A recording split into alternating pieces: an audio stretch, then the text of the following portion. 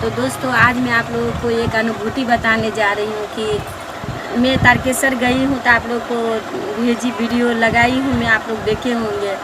दोस्तों मैं प्रत्येक साल तारकेश्वर जाती हूँ।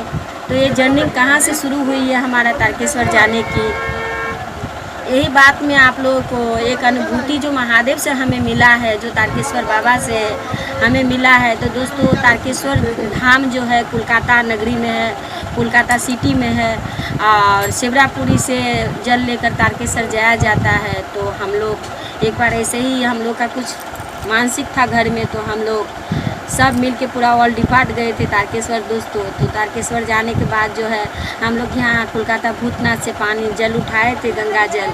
और उठाने के बाद जो है सो गाड़ी बुक करके हम लोग यहाँ से गए थे सब पूरा फैमिली। और तारकेश्वर जाने हम लोग 2 बजे रात में पहुँचे थे तारकेश्वर। वहाँ पहुँचने के बाद हम लाइन दिए, 2 बजे से लाइन हम लोग दिए तकरीबन। लाइन देने के बाद जो है हम 11 बजे बाबा तारकेश्वर बाबा का मंदिर पहुँचे। वहाँ पे जाके दोस्तों मेरी छोटी बहन बेटी 5 साल की है, जो कि वहाँ पे बहुत भीड़ में भगदड़ में मेरी बेटी को इधर उधर धक्का में मेरी बेटी छोटी सी खो गई। तो बहुत ही दुख लगा। खोने के बाद मेरे हस्बैंड कहने लगे कि मेरी बेटी खो गई है, तो मैं यहाँ से नहीं जाऊँगा, तुम लोग जो है सो घर चले जाओ। अब हम यही सोचे कि कहाँ पे क्या भूल ऐसी हो चुकी है जो मतलब महादेव हमारा जो जल है जो स्वीकार नहीं किए और हमारी बेटी वहाँ पे खो गई। मेरी सास भी कहीं नहीं मिल रही थी। तो सास तो मान के चलिए कि बड़ी है, कहीं ना कहीं ज़रूर मिल जाएगी, पर बेटी छोटी वाली 5 साल की थी। तो बहुत हम लोग चिंतित थे कि कहाँ मिलेगी, कहाँ चली गई, क्या हुआ, ये बहुत हम लोग मन में सोच रहे थे। तो दोस्तों बाबा का इतना महिमा है, मेरे महादेव का इतना कृपा है। आप उसे गुरु के रूप में पूजिए या फिर महादेव के रूप में पूजिए। हम ये नहीं बोलेंगे कि महादेव को हमने सेवा दिया है, महादेव को हमने पूजा किया है तो हम वहाँ से कुछ प्राप्त नहीं किए, हम वहाँ से भी प्राप्त किए हैं दोस्तों। तो हम बहुत ही महादेव को कोसे कि हे प्रभु क्या हमसे ऐसा भूल हो गया जो मेरी बेटी खो गई है। हम लोग बहुत रोने लगे, वहाँ सब के सब हम लोग रो रहे थे कि बच्चा मेरा किस तरह से मिलेगा। और इतना भीड़ कि हम आपको क्या बताएं। एक सोमवार को ऐसा सुनने को आता है 5-5, 7-7 लाख लोग वहाँ पे मौजूद होते हैं। तो सोचिए उसमें बच्चा को ढूंढना कितना मुश्किल होगा। तो हमारे महादेव का तो इतना बड़ा कृपा है कि मेरी छोटी सी बेटी दोस्तों जा कर के पुलिस से कहती है कि पुलिस अंकल मेरा पापा मम्मी खो गए हैं, थोड़ा इस नंबर पे थोड़ा फ़ोन कीजिए। तब दोस्तों नया हम लोग सेल फ़ोन लिए थे, तभी इतना मोबाइल का ये भी नहीं था। तो वो नंबर मेरी छोटी सी बेटी को कितना गुरु का ही कृपा है जो नंबर उसे याद था। BSNL का सिम उसमें लगा हुआ था, वो नंबर था, वो मेरी बेटी को याद था। और जाकर पुलिस करके बोलती है कि मेरा पापा गुम हो गए हैं अंकल, इस नंबर पे थोड़ा कॉल करके देखिए। तो हमें कॉल आता है आधा घंटा के अंदर में, और मेरी बेटी जो है सो बात करती है कि पापा हम यहाँ पे हैं, आप कहाँ हो। पुलिस हमें कहते हैं कि आपकी बेटी मंदिर के पास पीछे गेट के तरफ में है, उसको हम लोग रखे हैं, आप आइए यहाँ से लेके जाइए। तो देखिए गुरु का कितना कृपा है, महादेव का कितना कृपा है। तो वहाँ से मेरी बेटी मिल गई दोस्तों। तो हम घर जब आए तो देखिए हम लोग बहुत कुछ नहीं जानते हैं, बहुत कुछ हमारे बड़े बुजुर्ग जो है सो हमें बताते हैं कि इस तरह से कहाँ पे हम लोग को भूल हुआ नहीं हुआ, हम लोग तो नहीं जानते थे। तो हमारे वहाँ जिस ब्लॉक में मैं रहती हूँ वहीं पर मेरे अलीगढ़ के एक चाचा जी थे। तो उनसे हम लोग कहे कि इस तरह से मेरी बेटी खो गई थी, मेरी सास भी खो गई और हम लोग कावड़ भी नहीं चढ़ा पाए थे। जो कावड़ हम लोग लेके गए थे वहाँ दूध पुखर है उसमें हम डाल दिए थे।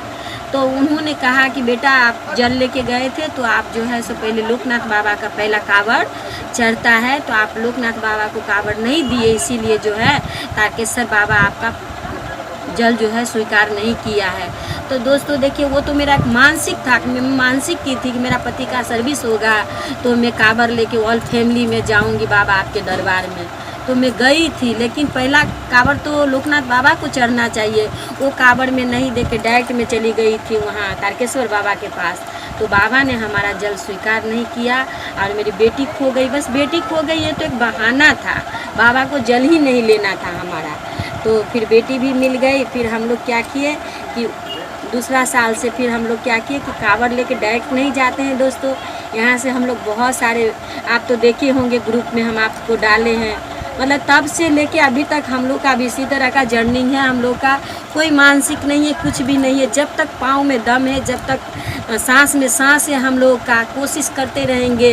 जब तक कोलकाता में है कोशिश करते रहेंगे कि बाबा के द्वार में जाए, बाबा को जल चढ़ाए। इसी तरह से हम चढ़ाते भी रहेंगे बाबा के दरबार में जल।